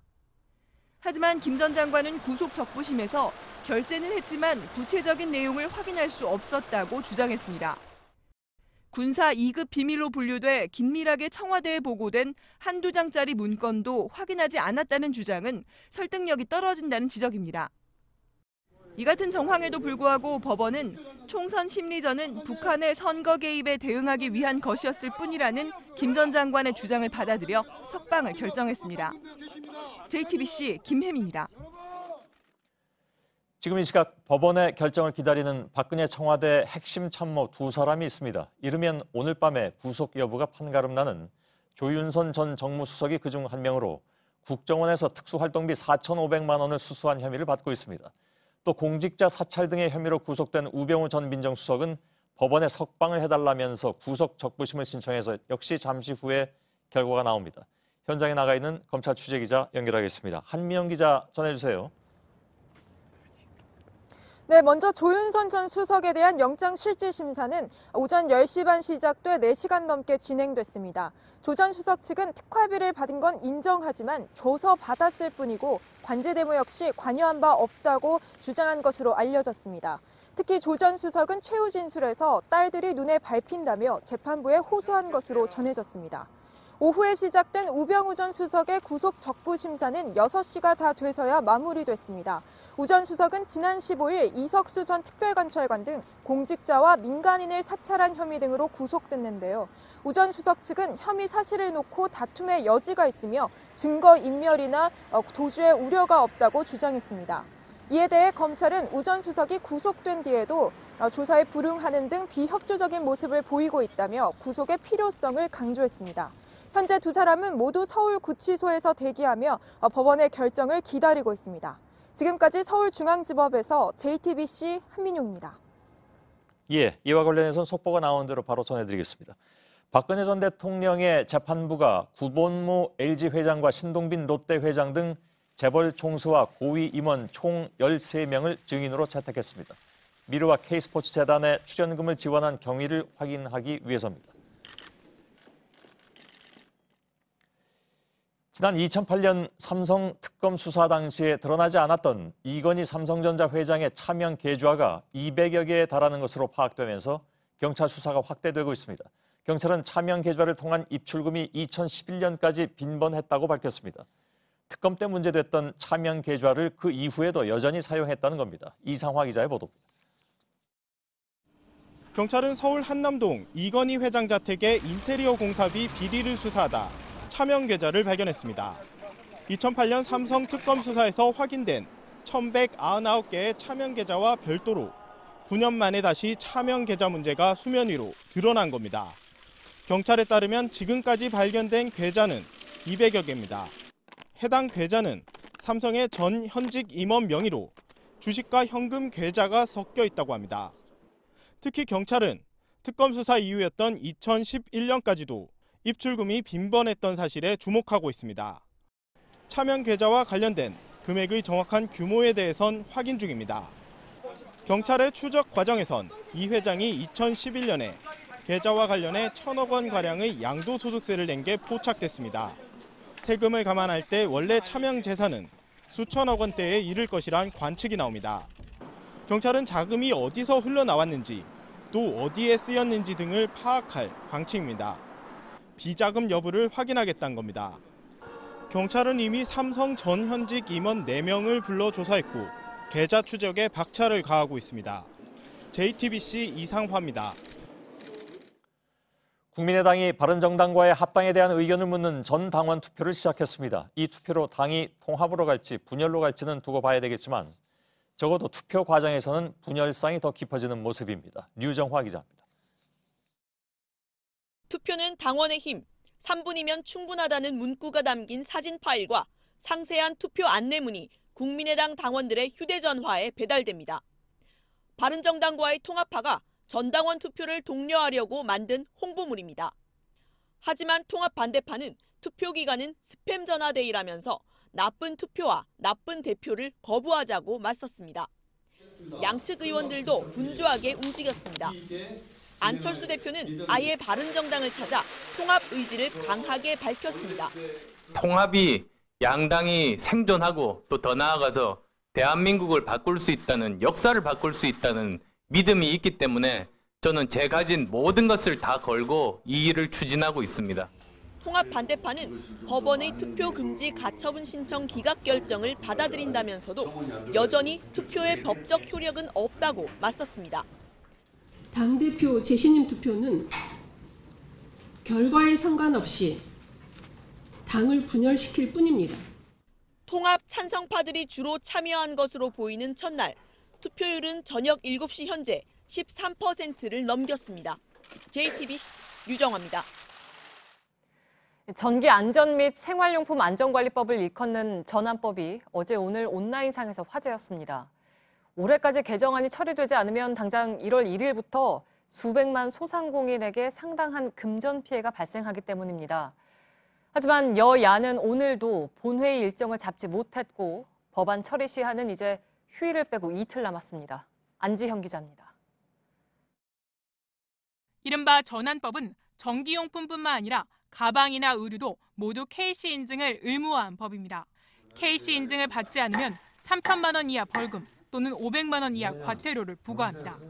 하지만 이 법을 적용받는 수백만 명의 소상공인의 경우 인증 비용 부담 증가로 법 개정을 호소해왔습니다. 기존 법안을 폐지해달라는 청와대 국민청원도 답변 기준인 20만 명을 넘었습니다. 문제는 올해 안에 개정되지 않으면 당장 1월 1일부터 피해가 발생한다는 점입니다. 하지만 여야는 오늘도 본회의 일정을 잡지 못했습니다. 자유한국당이 개헌특위를 조건으로 걸었다는 게 민주당의 주장입니다. 현안법 같은 경우에 거기에 어려움을 초래할 수 있다 이런 생각이 들어서 참 속이 타고 입이 바짝바짝 마르는데 연계시키지 말고 그냥 합시다. 한국당은 오히려 여당이 더 책임지는 모습을 보이라고 요구했습니다. 하루빨리 민주당은 국회 본회의를 정상화시켜서 재난법과 관련된 이런 민생 법안들을 하루빨리 처리될 수 있도록 여야 합의 불발로 연내 처리 시한은 휴일을 제외하면 이제 이틀밖에 남지 않게 됐습니다. JTBC 안지연입니다. 잎이 대나무를 닮아서 협죽도라고 불리는 나무가 있습니다. 청산가리의 6,000배에 달하는 맹독 성분을 지니고 있습니다. 그런데 이게 아이들이 오가는 학교 앞 산책로에 13그루나 있는 곳이 있습니다. 부석찬 기자가 보도합니다. 부산 해운대의 한 초등학교 앞 산책로입니다. 이렇게 방과 후엔 여기서 아이들이 뛰노는데요. 그런데 독나무가 도처에 깔려 있습니다. 잎과 줄기의 독성이 청산가리의 6,000배에 달하는 나신 성분이 든 협죽도입니다. 이 독성분과 접촉하거나 마시면 구토와 현기증은 물론 심장마비도 일으킬 수 있습니다.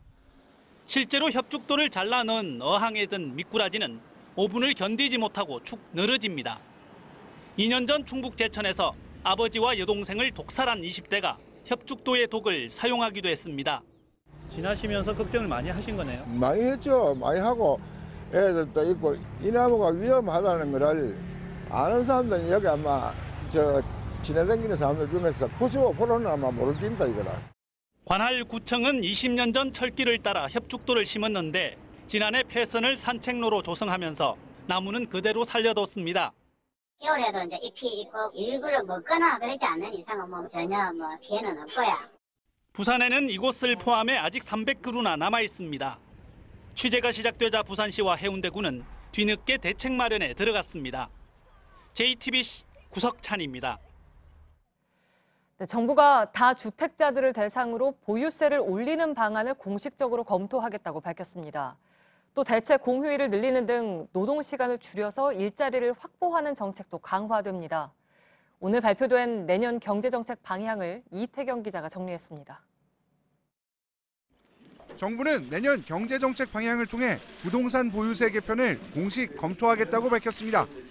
대통령 직속으로 특위를 설치해 논의한 뒤 이르면 내후년부터 실시할 계획입니다. 다주택자를 대상으로 종합부동산세를 올릴 가능성이 큰데 주택시장을 실소유자 중심으로 개편하고 과세 형평성도 높이겠다는 취지에서입니다. 근로시간을 줄여 삶의 질을 올리고 일자리를 늘리는 데에도 정책의 초점이 맞춰집니다.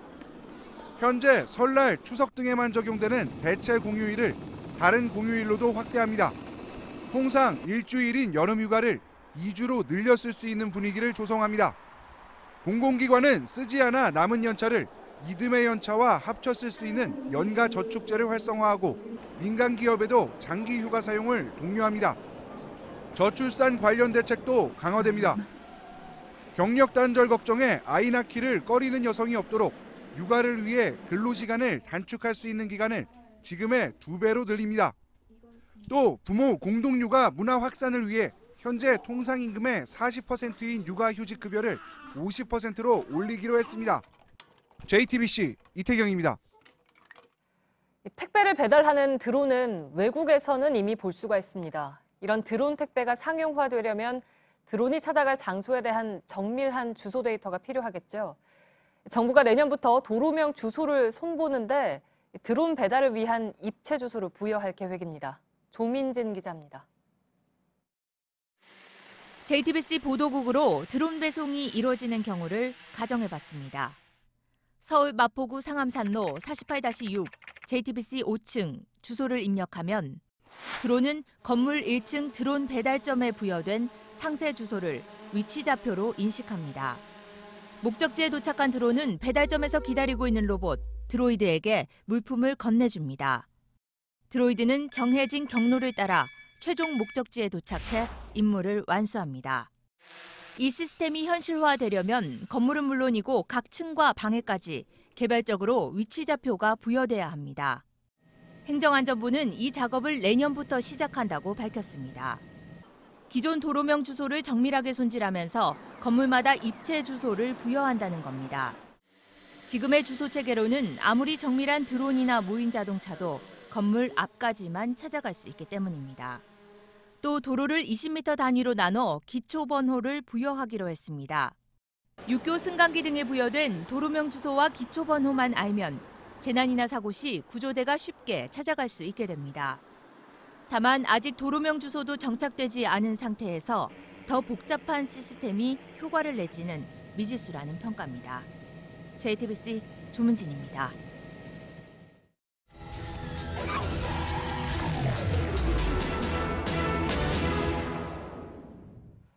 네, 연말에 밤 늦게 택시 잡기가 쉽지 않다 보니까 이를 보완하겠다면서 승차 어플리케이션이 몇 가지 나온 게 있습니다. 그런데 아직은 별 도움이 안 된다는 반응입니다. 밀착카메라 구혜진 기자입니다. 자정이 넘은 강남역 인근. 손을 흔들어도 택시는 지나치고 창문에 행선지를 외쳐보지만 택시는 곧바로 떠납니다. 연말이 가까워지면서 고질적으로 반복되는 단거리 승차 거부입니다. 강북 쪽은 잘 안 가시는 것 같아요. 아예 시외거나 좀 멀거나 이런 번화가 아니면 안 잡힙니다. 계속되는 승차 거부에 사람들은 도로 한가운데까지 나가 달리는 택시를 세워봅니다. 빈 차들도 많지만 정작 이들을 태우는 차는 없습니다. 시내 번화가들을 돌아보니 승객을 태우지도 않고 표시등도 꺼놓은 택시들이 곳곳에 눈에 들어옵니다. 홍대 인근에 정차된 한 택시 내부를 관찰해보니 기사는 운전석을 젖혀놓은 채 핸드폰으로 카카오 택시 콜만 살펴봅니다. 마포구나 서대문구 등 인근 목적지 요청이 계속해서 들어오자 거절하기만 수십 번. 그 사이 이 택시를 잡으려는 사람들도 돌아섭니다. 저희 밀착카메라 취재진이 한 명은 20km가 넘는 곳을 목적지로 설정하고 다른 한 명은 3km 거리의 곳을 목적지로 설정해서 두 목적지에 따라 어떤 결과가 나오는지 지금부터 살펴보겠습니다. 근처로 가는 배차 요청은 응답이 없지만 경기도 김포행은 요청을 하자마자 택시가 잡힙니다. 서울시는 승객들의 목적지가 표시되는 카카오 택시 앱이 단거리 승차 거부의 원인이라고 지적해왔습니다. 이달 초엔 10억여 원을 들여 새로운 콜택시 어플 지브로를 만들었습니다. 호출한 승객들의 행선지가 보이지 않고 주변의 빈차들을 표시하는 게 핵심입니다. 이 어플리케이션은 주변 택시 빈차들을 다 보여준다고 설명합니다. 하지만 제 근처에는 빈차가 거의 없다고 나오는데요. 이 뒤를 보시면 택시 빈차들이 큰 길을 모두 다 메우고 있습니다. 현재 상황을 어플리케이션이 제대로 반영하지 못하고 있는 겁니다.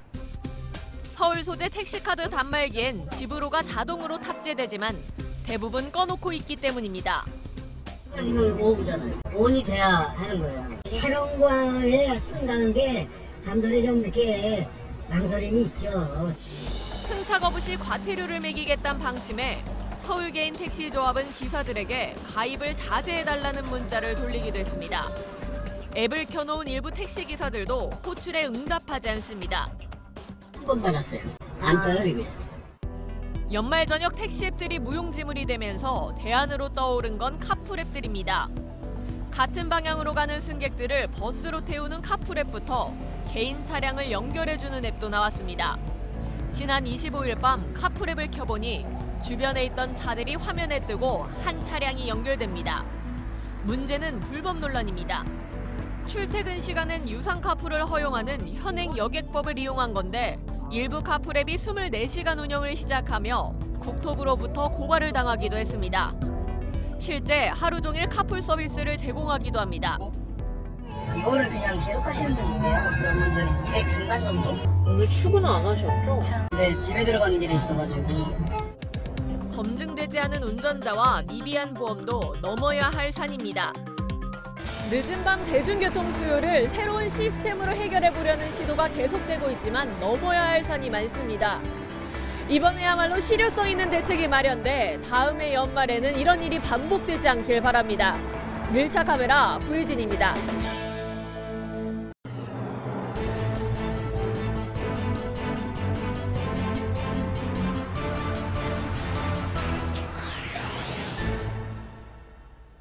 뉴스룸의 앵커 브리핑을 시작하겠습니다. 1964년의 초여름, 저는 제가 살던 서울 필동의 대한극장 앞 네거리에 서 있었습니다. 우리 나이로 9살. 제 앞에서 벌어진 풍경은 연기 자욱한 최루탄과 돌팔매질을 하던 대학생들. 그해 6월 3일을 기점으로 일어난 6.3 항쟁의 시작이었죠.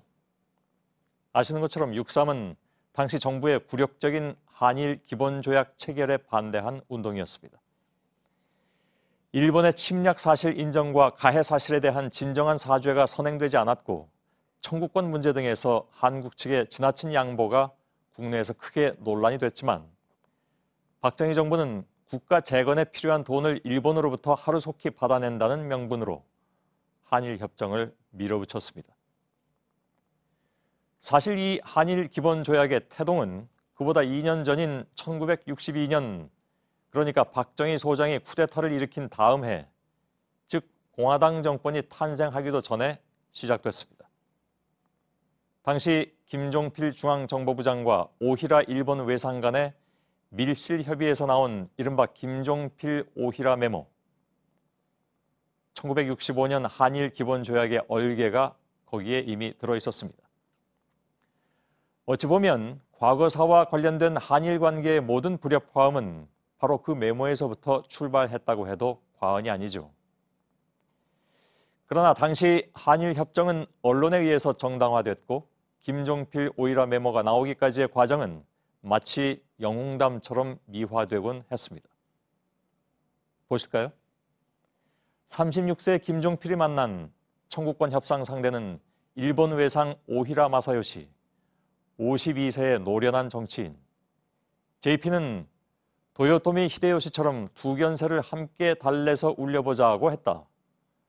오히라는 그 고사를 어떻게 아느냐 하고 감탄했다.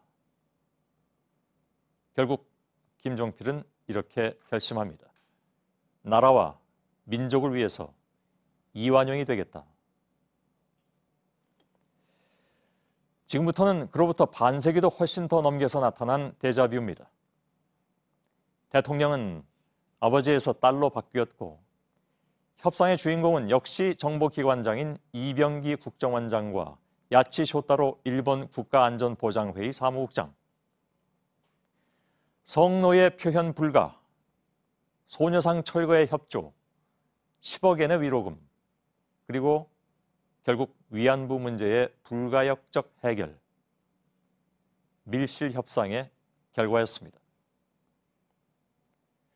53년 전 자신의 집을 찾아온 김종필을 맞이하기 위해서 기모노바람으로 뛰어나왔다는 자민당 부총재를 흉내낼 필요도 없이 일본은 조급증에 젖은 한국 외교를 상대로 또 한 번 승리를 거둔 것일까?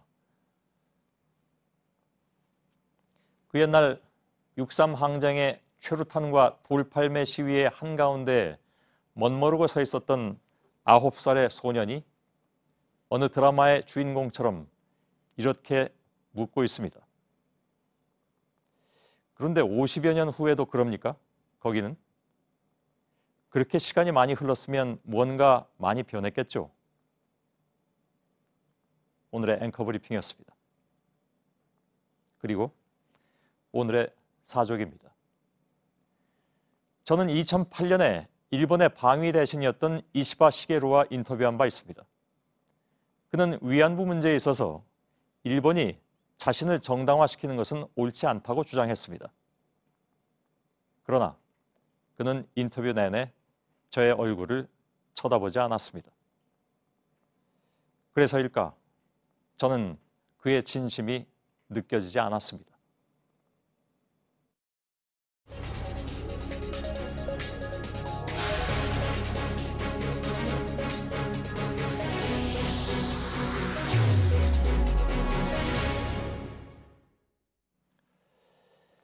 예, 2015년 한일 위안부 합의는 박근혜 정부의 정치적 과욕이 초래한 부실 밀실 합의였다는 것이 드러나고 있습니다. 아베 일본 총리가 지난 2년 동안 반복 재생해온 이른바 불가역적 해결이라는 표현도 실상은 박근혜 청와대가 선사한 셈이나 마찬가지였습니다. 이 시각에도 국제사회는 기린비를 세우는 작업을 이어가고 있고 성노예에 대한 인권 유린을 규탄하고 있는데 정작 박근혜 정부는 일본의 억지스러운 요구를 합의문의 비공개 부분에 포함시켰던 것입니다. 일본은 합의 변경을 하면 한일 관계는 관리가 불가능하다라는 매우 강경한 반응을 내놓았습니다. 도쿄를 연결하겠습니다. 윤서령 특파원, 일본 정부의 반응의 수위는 거의 최고조라고 봐야 되겠죠? 네, 일본 정부는 고노 외상의 담화를 통해서 오늘 TF 결과 발표를 받아들일 수 없다는 입장을 밝혔습니다. 민주적으로 선출된 한일 두 정상 하에 정당한 교섭 과정을 거친 것으로 문제가 없다고 밝혔습니다.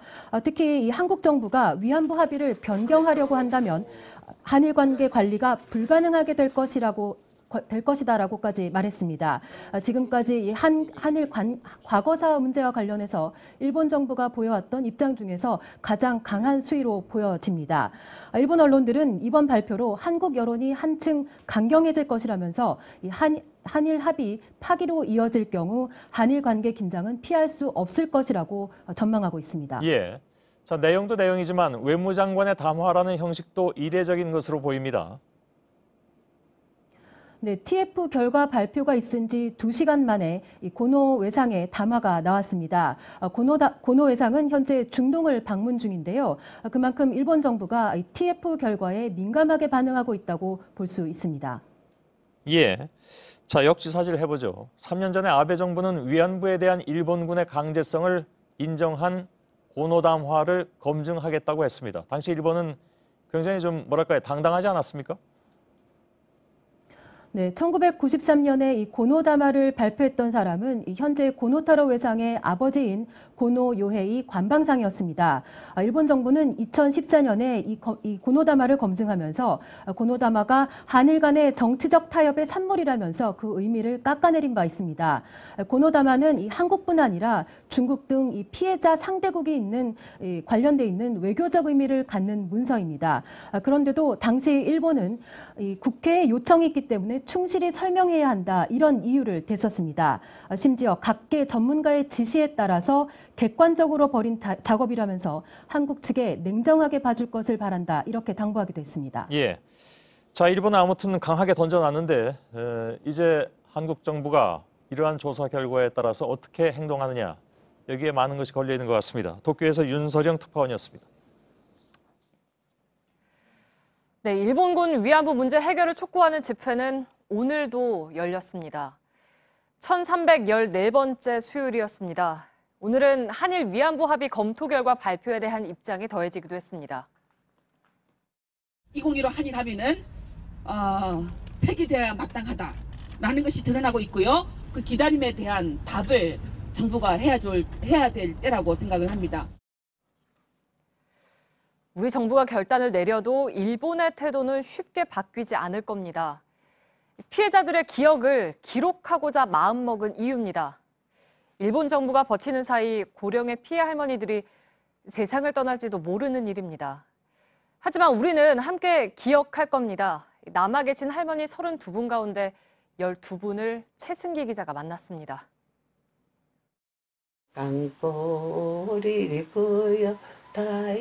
일본 군인에게 배운 노래가 아직도 선명합니다. 끔찍한 기억도 마찬가지입니다. 넌 죽었는 거지 눈 뜨지 마라 해서 다음 노래 듣게 보니까 막 그 군인들이 그 언니한테 달려들어요. 몸에 남은 상처가 마음을 더욱 들쑤시고 불로 찢인데나 이거 뭐죠? 얼마나 오래돼서 그런 것도 이거. 여기다 여기다. 이 찢은 게 그 전체 불에 찢은 게고 허리, 이 등대기. 끝내 눈물이 쏟아집니다. 우리 서희로 끈을 가져와서 허리를 다 맵지대. 매가 엮어가지고 여기 굽이 엮은 것만 보면 그 생각이 막 나요. 강렬한 분노만 남은 채 기억은 점점 흐려집니다.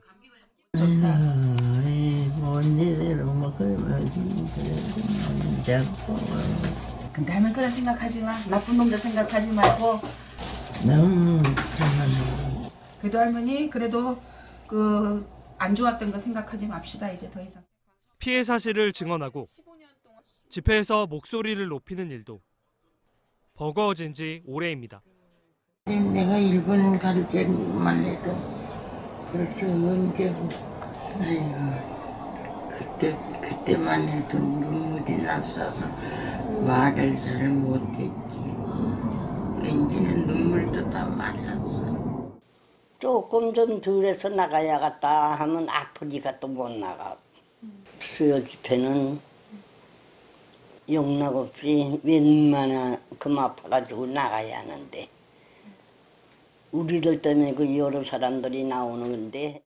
쓸쓸한 하루하루가 빠르게 지나가고 곁에 있던 사람도 하나둘 떠납니다. 오늘 뭐 하다가 나오셨어요? 화도 찹니다. 또 밤도 지고 밤에서 배도 고프고. 네. 그래가지고 아까를 그러니까 이까지 그걸 저 일안 듣는 그래. 그걸 가지고 이래가지고 그래 오늘 또 화도 치다고 하네. 심심하셔가지고. 이제 남은 생존자는 32분. 언제쯤 진정한 사과를 받을지 기약은 없습니다. 마음이 있는 거예요. 그거 하는겨 일본 놈들이. 할머니. 언제가 될지 글쎄 나도 그게 걱정이야. 몇 백년. JTBC 최승기입니다. 네, 할머니들의 말씀과 모습을 기록하는 작업은 계속 이어갈 예정입니다. 다음 소식입니다. 검찰이 이명박 전 대통령의 친형 이상은 다스 회장에 대해서 출국 금지한 것으로 확인됐습니다. 서울 동부지검에 꾸려진 수사팀이 다스 횡령 및 비자금 조성 의혹에 대해 본격 수사에 착수한 건데요. 취재 기자를 잠시 연결합니다. 심수미 기자 전해주시죠. 네, 자동차 부품업체 다스의 이상은 회장과 전현직 경영진, 자금 담당자 등이 출국 금지된 걸로 전해졌습니다. 고발장에 적시된 혐의 중 하나인 특수직무유기 공소시효가 내년 2월 만료되는 만큼 빠르게 정식 수사에 착수한 걸로 보이는데요. 출금 대상에는 횡령 등 혐의로 2008년 정호영 전 BBK 특검팀의 조사를 받았던 경리 담당 직원 조모 씨도 포함되어 있습니다. 조 씨는 다스 비자금으로 지목되는 120억 원을 관리했던 인물로 당시 정 전 특검은 120억이 조 씨의 개인 횡령일 뿐이라는 결론을 내린 바 있습니다. 하지만 다스의 실소유주가 이명박 전 대통령이라는 의혹이 끊임없이 불거지고 당시 정 전 특검이 이를 알고도 덮었다는 시민단체의 고발이 이어진 만큼 검찰은 다시 이들을 수사선상에 올린 겁니다. 검찰은 조만간 조 씨를 불러 개인 횡령액이 맞는지 등을 추궁할 걸로 전망됩니다. 검찰은 앞서 이상은 회장의 전 운전기사를 소환 수사하고 내일은 최동영 전 다스 경리팀장을 참고인 신분으로 조사할 예정입니다. 지금까지 보도국에서 JTBC 심수혜입니다. MB정부 때인 2012년 총선을 한 달 앞두고 만들어진 사이버사의 심리전 문건이 오늘 비로소 공개가 됐습니다. 내용을 보면 우익을 결집해서 중도의 오염을 차단한다. 이게 무슨 말일까요? 아무튼 당시 여당에 유리한 활동을 하라는 것으로 해석이 되는 내용이 담긴 건데 MB정부 군의 정치 개입 문제를 지속적으로 파헤쳐왔고 문서 공개도 주도한 국회 국방위원회 여당 간사인 이철희 의원이 잠깐 옆에 나와 계십니다. 어서 오십시오. 네. 예. 자, 오늘 공개된 문건이 2급 군사 기밀이었습니다. 네. 예. 평소에 이건 뭐 당연히 볼 수 없는 그런 문건이고. 네. 오늘 공개로 이제 김관진 전 국방부 장관의 개입이 분명해졌다고 보는 근거는 뭡니까, 대표적으로? 이 문건이 이제 장관이 국방 문건은 보면 맨 앞에 장관이 이제 사인을 한 겁니다. 예. 그러면 이제 사인했다는 얘기는 요 문건대로 하라는 얘기잖아요. 예. 또 그 내용을 들여다보면 2012년 4월 11일에 있었던 총선을 겨냥해서 한 달 전에 총력 대응 태세를 갖추겠고 예. 그것의 내용은 이른바 아까 리포트에도 나왔습니다만 우익 결집을 보호한다든지 중도 오염을 뭐 차단한다든지 예. 유언 비어를 막겠다든지 이거는 이른바 선거 전략 당의 선거 전략 문건에 나오는 얘기들이 예. 버젓이 들어있는 거거든요. 이 문건에 김관진 장관이 사인을 했고 이 문건을 들고 들어가서 청와대에서 회의를 했습니다. 예. 김태호 기획관이 대외전략기획관이 회의를 주재했고 거기에서 이 문건을 보고를 했더니 청와대에서 칭찬을 합니다. 잘 만드는 문건이고 예. 이렇게 해라. 중간에 우리가 점검도 하겠다. 또 지침도 내립니다. 이런 거 할 때 주요 이슈 뭐 한미 FTA라든지 제주 해군 기지라든지 이런 것들도 잘 다뤄라. 예. 라고 지시까지 받아서 내려옵니다. 그럼 또 그 그 얘기는- 문건에 대해서도 장관이 또 사인을 합니다. 예. 청와대가 이 내용을 알고 있었다는 것 이상으로 일정 부분 주도했다라는 얘기가 됩니까? 주도한 셈이죠. 그러니까 컨트롤 타워가 청와대라는 얘기인 게 분명해진 거고요. 예. 청와대의 지침을 받아서 장관이 이 댓글 공작, 선거 개입을 총지휘했다. 그러면 이렇게 이해하시면 그것이 됩니다. 김태효 전 기획관 정도 수준의 선에서 멈추느냐 아니면 그보다 더 위로 올라가느냐? 그 일국의 국방장관이 예. 기획관 정도에게 보고하기 위해서 문건 만들고 하지는 않거든요. 예. 이거는 결국 대통령에게 보고하기 위한 회의였고 문건이었다고 저는 이해하고요. 예. 국정운이 그런 시스템으로 되는 거기 때문에 저는 당연히 대통령이 보고를 받았을 거라고 봅니다. 예. 그러면 그 당시는 뭐 아시는 것처럼 이명박 전 네. 대통령이었습니다. 수사가 필요하다고 보시는 거죠? 수사해야죠. 저희가 국정감사 때 공개한 문건 중 하나 보면 예. 그 말씀드린 3월 10일자 2012년 3월 10일자 회의에 청와대에다가 국방부 얘기합니다. 군무원 정원하는 거 빨리 좀 풀어주라. 예. 청와대 오케이. 우리가 기재부에 대통령 지시사항이라고 그래서 풀겠다. 그다음에 총선에 우리가 어떻게 대응하겠다는 문건 말씀드리지 오늘 공개한 문건을 또 보고 하게 예. 되는 거라 이런 과정을 계속 주고받았다는 거 아닙니까? 또 중간에 대응작전한 결과 보고서를 청와대에 전달을 했거든요. 예. 그 사본들이 좀 남아 있습니다. 그러면 청와대가 매일매일 체크하고 확인했다는 것이고 그러면 예. 성과 보고를 했고 청와대는 또 지침을 내린 거고요.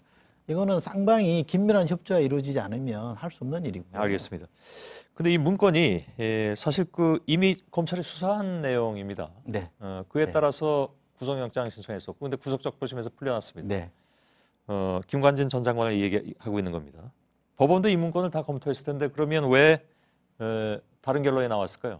그러니까 이게 법적 다툼을 해봐야 된다라고 얘기하고 있지 않습니까? 혐의 사실에 대해서. 네.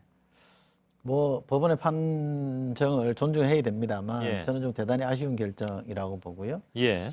특히 두 가지 점에서 좀 아쉽습니다. 이 문건 자체, 문건을 만든 주체에 김관진 장관이 주무장관으로 사인을 했고 예. 이 서류를 갖고 청와대 가서 보고까지 했고 칭찬까지 받았다고 하면 상당히 의미 있는 문건이고 김관진 장관이 주도했다는 게 분명한 거지 않습니까? 예. 그 내용을 보더라도 선거 개입하라는 얘기거든요. 그렇죠. 국방부 어느 문건에도 제가 알기로 우익을 보호해라, 중도 오염을 차단해라 이런 문건을 표현을 쓰지 않거든요. 예. 그러면 김관진 장관 주도했다는 게 본인 서명으로 확인돼 있음에도 불구하고 이걸 풀어줬다는 거는 다툼의 여지가 있다 보기 이제 어렵고요. 예. 그래서 상식적으로 판단해봐도 그렇고 또 하나는 증거인멸의 우려가 있습니다. 사실은 김관진 장관이 장관 시절에 지금 국방부 TF가 조사를 합니다만 계속 증거를 인멸하는 것에 관여했다는 거거든요. 예. 그러면 이분이 밖에 나와 있으면 당시의 관계자들하고 계속 입을 맞춰서 뭔가 유리하게 증거를 조작할 가능성이 있는 거 아닙니까? 예. 그런 점에서 좀 법원의 판결을 존중합니다만 조금 너무 이 사안 자체가 가진 중대성이나 역사성을 조금 가볍게 본 거 아닌가 싶어서 예. 저는 대단히 좀 아쉽습니다. 알겠습니다. 전제는 법원의 판단을 존중한다고 하셨습니다만 내용은 존중하지 않는 말씀으로 법원의 견제를 존중해야죠. 알겠습니다. 국방부의 사이버 댓글조사 TF 측에 공개를 요청하셨고 네. 그에 따라서 오늘 비밀이 해제된 것입니다. 네. 이것만 있습니까? 아니면 더 있습니까? 오늘 국방부가 공개하기로 결정한 문건은 21건이라고 제가 들었습니다. 예. 처음에는 한 40여 건 있었는데 내부 회의를 거쳐서 이거는 공개해도 된다, 안 된다 분류를 해보니 공개할 수 있는 게 21건 정도였다고 보고요. 예. 오늘 제가 미리 공개한 이 문건의 내용이 가장 중요한 내용이고 나머지 문건도 제법 중요한 내용이 들어있다고 해서 저도 내일부터 다시 또 꼼꼼하게 들여다볼 생각입니다. 아 그러면 관련 내용이 더 나올 수도 있다 그런 말씀이시네요. 그렇죠. 예. 예. 그것도 저희들이 좀 지켜보도록 하겠습니다. 아무튼 뭐 그 표현은 중도 오염 차단, 우익 결집. 중도 오염 차단이라는 것은 뭐 흔히 그쪽에서 얘기했던 이른바 뭐 종북으로의 오염을 차단 뭐 이런 겁니까? 이게 종북 위협 또는 종북 세력, 예. 심지어 어떤 문건엔 적이라고 표현되어 있는데요. 예. 그게 전체 맥락을 잘 짚어보면 반대하는 세력, 뭐 그렇겠죠. 정치 세력으로 하면 야당, 예. 또는 반대하는 세력을 뭉뚱그려서 종북 세력이라고 하고요. 예. 그 사람들의 생각에 만약에 동의한다 그러면 오염되는 거라고 판단합니다. 그래서 예. 그 오염을 차단하겠다는 거고요. 그래서 우익을 결집시키겠다는 겁니다. 예. 그래서 4월 11일 날 선거에서 이기도록 우리가 기여를 하겠다는 이런 내용을 담고 있습니다. 예, 알겠습니다. 자, 국회 국방위 여당 간사인 이철희 의원과 잠깐 얘기 나눴습니다. 고맙습니다. 네, 고맙습니다. 예.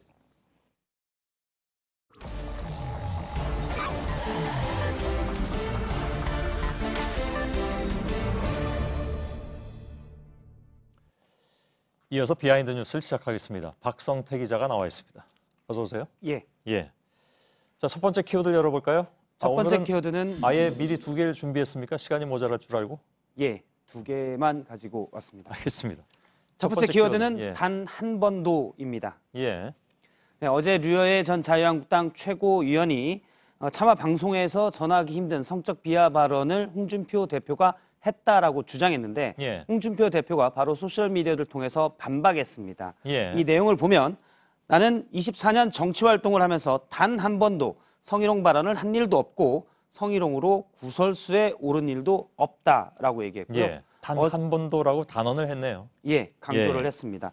그러면서 어제 류 전 최고위원이 주장한 내용도 사실과 다르다고 주장했습니다. 예. 그런데 홍준표 대표는 성희롱 발언을 단 한 번도 한 일이 없다고 했는데 이는 성희롱의 정의를 극히 개인적으로 해석한 것으로 추정이 됩니다. 예. 여성가족부가 지난해 성희롱 예방교육 표준 강의안에 나와 있는 내용인데요. 특정인을 대상으로 하지 않았더라도 듣는 이가 성적 혐오감을 느끼면 성희롱에 해당된다고 돼 있습니다. 이건 뭐 요즘 각 직장의 경우에도 성희롱 교육을 많이 하기 때문에 예. 웬만하면 다 알 수 있는 내용이기도 하죠. 법정 의무 교육으로 연 1회 실시해야 됩니다. 예, 예. 네, 아무튼 예. 홍준표 대표의 과거 발언들을 잠깐 살펴보면요. 예. 지난 4월 대선 후보 시절에 YTN과의 인터뷰에서 당시 설거지를 지칭해 하늘이 정해놨는데 여자가 하는 일을 남자한테 시키면 안 된다라고 해서 당시 성차별 발언으로 논란이 된 바가 예. 있고요. 이건 성희롱보다도 성차별에 속하는 건가요? 예. 예, 예. 성적 차별도 넓게 성희롱에 포함이 됩니다. 아, 그렇습니까? 예, 예. 그다음에 최근에도 누구나 알고 있듯이 류여의 전 최고위원을 빗대서 주막집 주모의 푸념 같은 것을 듣고 있을 시간이 없다라고 했습니다. 예. 당시 류 전 최고위원은 여성 비하 발언이라고 했고 모멸감을 표시했으므로 이 역시 성희롱 발언으로 해석이 됩니다. 예. 앞권은 대선 후보 시절 논란이 됐던 자서전 얘기인데요. 그건 뭐 다 아는 얘기죠. 예, 2005년에 발간됐던 자서전에서 이른바 흥분제 논란이 있었고 예. 이 정도면 구설수 정도가 아니고 당시에는 대선 후보 자격 시비까지 있었습니다. 예. 결국 홍준표 대표의 반박, 지난 24년간 정치 활동을 하면서 단 한 번도 성희롱 발언을 한 적도 없고 구설수에 오른 적도 없다고 했는데 이는 틀렸고 24년 정치 활동한 것만 팩트로 남았습니다. 예. 아까 홍 대표가 어떤 개인적인 기준을 가지고 있다고 가지고 있는 것 같다고 예. 박 기자가 얘기를 했는데 글쎄요. 아직 그 뭐랄까요? 성희롱, 성차별 이런 문제에 대해서는 정확하게 정의를 오해하고 있는 것이 아닌가 하는 생각도 들긴 드는군요. 예. 사실 이전에도 관련 내용을 제대로 숙지하지 못하고 있는 걸 실토한 바가 있는데요. 예. 최근에 여성계 인사들과의 간담회에서 그런 내용들을 잘 모르고 있다고 직접 얘기한 바가 있습니다. 예. 당시의 발언 들어보겠습니다. 예. 젠더 폭력이라고 한다. 나는 이게 선뜻 이해가 안 되는데. 예. 젠더, 즉 젠더 폭력이란 말은 성적 차별이나 혐오를 바탕으로 한 물리적, 사회적 폭력을 얘기하는데 예. 당시에도 난 젠더 폭력을 잘 이해하지 못한다라고 주장해 비판받았습니다. 예. 두 번째 키워드를 열어볼까요? 네, 두 번째 키워드는 바른정당은 O형으로 이거 혈액형 논란입니까 아직도? 예, 그렇습니다. 예. 국민의당과 바른정당의 통합을 두고 통합을 주도하고 있는 안철수 대표와 반대하는 박지원 전 대표 간의 설전이 혈액형으로 계속 진화돼 왔습니다. 예. 보면 먼저 박지원 의원이 페이스북을 통해서 혈액형이 다른데 어떻게 수혈이 가능하냐? 안 대표의 혈액형은 순간순간 바뀌는 편리한 혈액형이 아니냐라고 공격을 했습니다. 예. 바로 바른정당과의 정체성, 이념적 정체성이 다르다라는 것을 공격한 건데요. 예. 안철수 대표는 다음 날 혈액형이 같은 사람끼리만 결혼하는 건 아니지 않냐라고 반박을 했습니다. 예. 그러자 다시 박지원 의원이 저 표현은 안철수 대표의 정체성을 드러낸 것이다라고 공격을 했습니다. 즉 보수를 표방하는 바른정당에 대한 안철수 대표의 정체성이 나왔다는 건데요. 예. 안철수 대표가 다시 반박을 했습니다. 그러면서 본인의 의학적 지식을 얘기하며 O형은 수혈이 된다. 바른정당은 수혈 가능한 혈액형이라고 오늘 라디오에서 얘기를 했습니다. 예. O형은 항원이 없어서 수혈을 공급할 수가 있는데 바른정당은 개혁적 보수이기 때문에 통합이 가능한 정당이라고 한 겁니다. 예. 여기에 박지원 의원이 다시 말을 달았는데요. 그 정도는 나도 알거든요 하면서 초딩끼리 놀자는 의미도 아니겠고 하며 무시하는 전략으로 말을 잘랐습니다. 예. 예, 알겠습니다. 언제까지 이런 얘기들이 오갈지. 내일 끝나나요? 저기 투표가? 온라인 투표는 내일까지고요. 예. 그다음에 ARS 투표가 이어지고 31일 결론이 나옵니다. 예.